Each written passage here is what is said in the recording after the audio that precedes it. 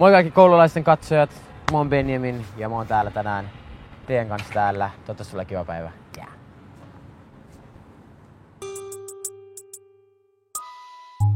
Portugalin pääkaupunki on Lissabon.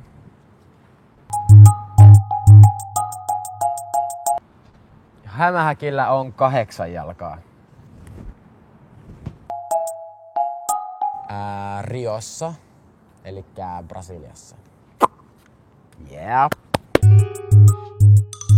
J.K. Rowling.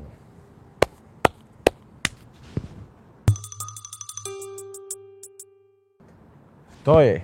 Linnanmäen vuoristossa on kyllä 65 vuotta. Hyvä. Meniks 5/5? Ei vitsi. Fiksu minä. Yes, 5/5. Mikä vois paremmin mennä?